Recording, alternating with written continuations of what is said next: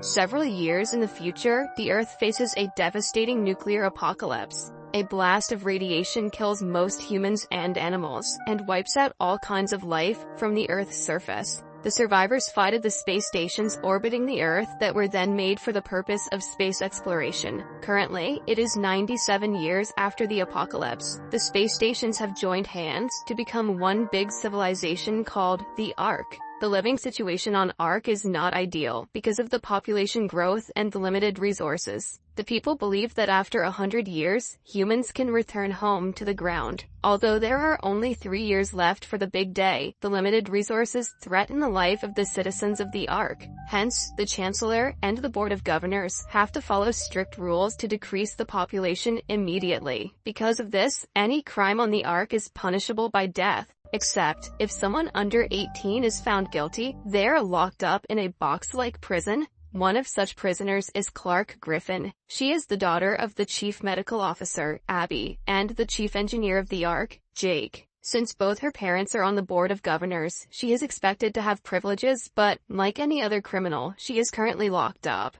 Suddenly, 2 guards barge in and make her wear a wristband. They forcefully bring her out alongside other prisoners. Abby stops them for a second to tell Clark that everything will be alright. She is about to land on the Earth. It turns out that 100 criminals from the prisons are being sent to Earth's surface to test its habitability. They could immediately die of radiation, or because of the hostile climate, but the group has no choice whatsoever. On the ship, Clark meets her childhood best friend and the son of the Chancellor, Wells. He deliberately committed a small crime to board the ship to accompany her. However, Clark doesn't appreciate the gesture. It turns out that her father is dead, and it is somehow Wells's fault. As the ship lands, a video plays on the monitor of the Chancellor asking them what they should do when they land. They're tasked to make their way to the former Mount Weather Emergency Operations Center, which is filled with water and supplies enough for 300 people. The ship soon enters the Earth's atmosphere and lands with a crash. 2 people who had gotten up from their seats die instantly.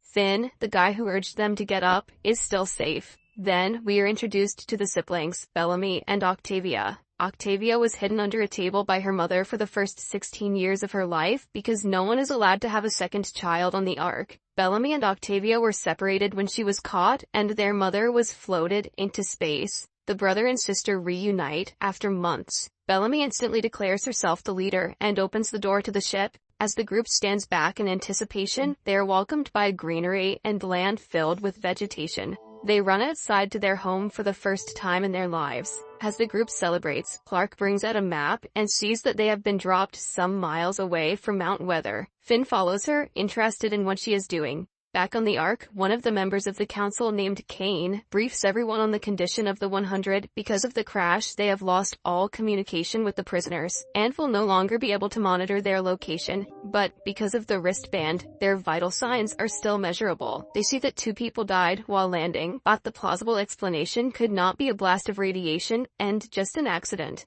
Meanwhile, things are starting to get intense on the ground. Clark and Wells want to get to Mount Weather as soon as possible, but the others do not like being ordered around. Bellamy and Octavia go against them, and claim that they should go to the mountain and bring back the supplies. They want the privileged to do the work, and not the working class. Wells gets into an altercation with a guy named Murphy, and hurts his leg, before Finn stops the fight. Bellamy tells Octavia that he did something very bad to get on the ship. If the governors find out about it, they will never forgive him, which means they will have to make sure to survive on the ground. Clark also reveals that if they take off their wristbands, people on Ark will think they are dying and will not come looking for them. This is good news for Bellamy, since he can make everyone take off their bands and form a new civilization of his own. After that, Octavia, Finn, Clark, and 2 of their friends, Jasper and Monty, set out to look for the mountain. A few minutes later, they come across an animal and watch it in awe, only to then realize it is mutated and has 2 heads.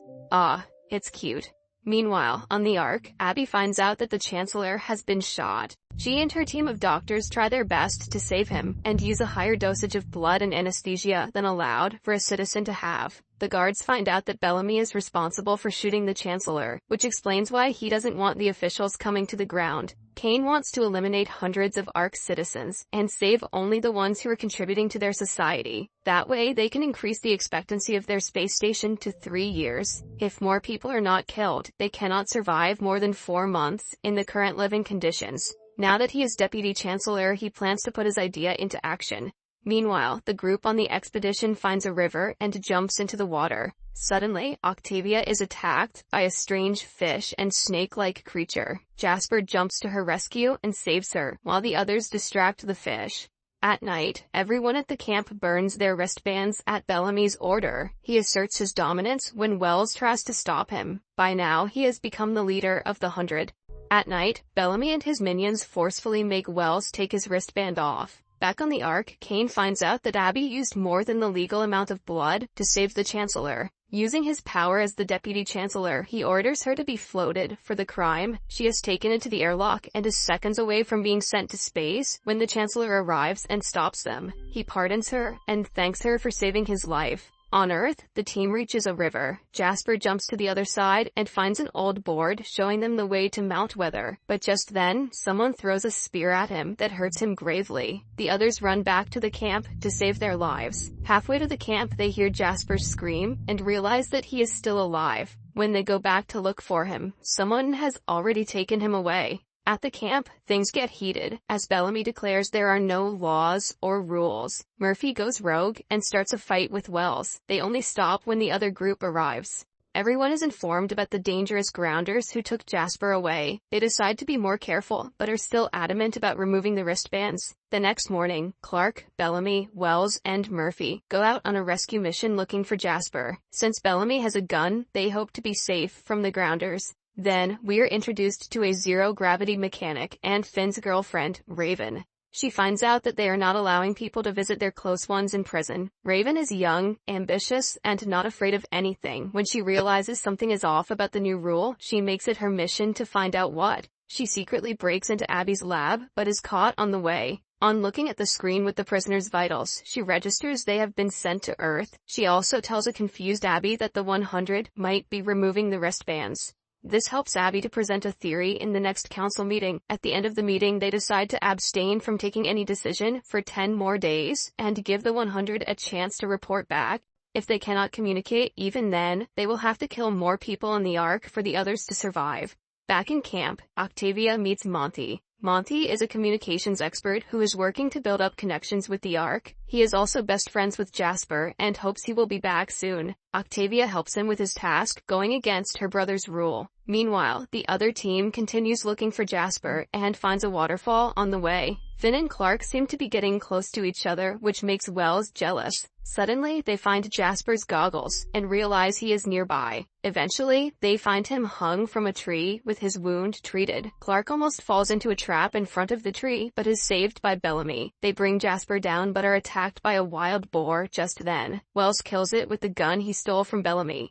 I liked this scene better when it was a polar bear. Finally, the group has food for the night and has rescued their friend. On the Ark, Abby asks Raven to repair an old escape pod in 9 days. Planning to return to the Earth to save the others, Raven agrees, but only if she also gets to go to the Earth with her.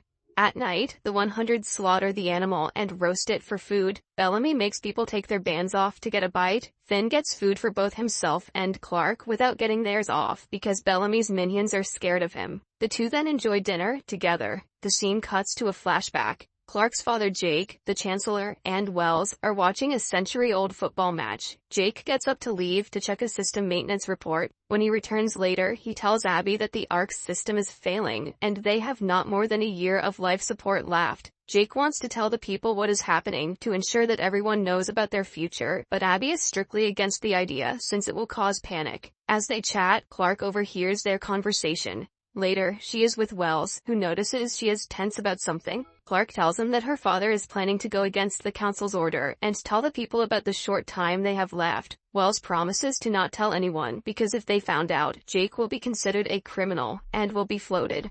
Later that day, Clark approaches Jake and tells him that she can help him with his mission. However, right then, the guards barge in and arrest both of them. Since Jake is an adult, he is floated immediately, while Clark is imprisoned for being his accomplice. She assumes that her best friend told his father about the secret that got her father killed. On the ground, Jasper is back, but in very critical condition. The grounders seem to have applied medicine to his wounds, but he will still die if not given proper medication. He moans and whines in pain, causing the others to ask him to die. Except that is for the group that rescued him, who tries their best to make him better. Clark meets a little girl named Charlotte who has recurring nightmares about the Chancellor executing her parents. She was arrested for attacking a guard, which makes her hate the Chancellor even more. 3 days have passed since the group rescued Jasper, but his health is not getting any better. Most of the campers want to kill him, but Clark insists there is still hope. She studies the plant the grounders have used on Jasper, trying to find more of it. Wells, who has studied Earth's botany, finds out it is seaweed, probably found in a water body that is reddish in color. Finn knows a place like that, and brings the others to it. On their way, they find a years-old automobile, with only its door outside the ground.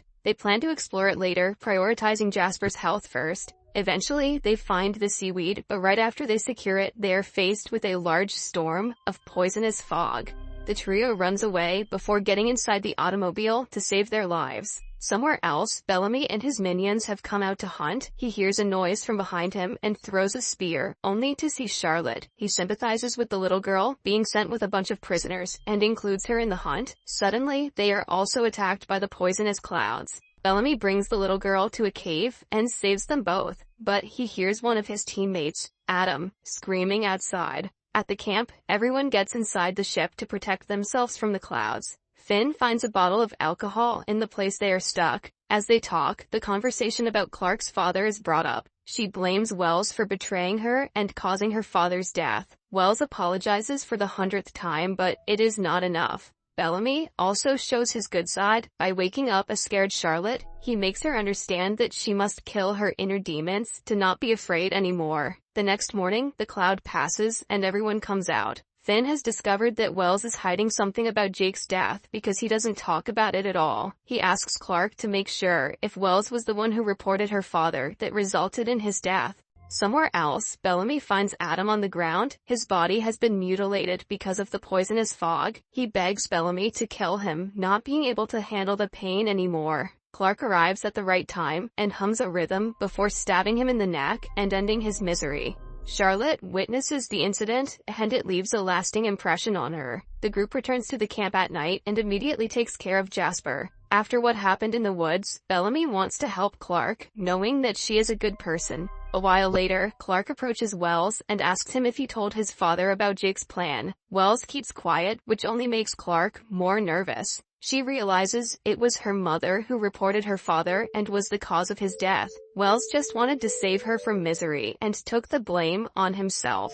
Clark apologizes and cries in his arms. Then, we see Jasper wake up, having recovered because of the medicine he was given. Everyone from the group surrounds him and jokes about the situation. As the vault fills with laughter, outside, Wells is alone. Charlotte approaches him and asks if she can stay by him for the night. Suddenly, she stabs him in the neck and hums a rhythm like Clark did earlier. She wants to kill him because his father floated her parents, and it is the only way she can get rid of her demons.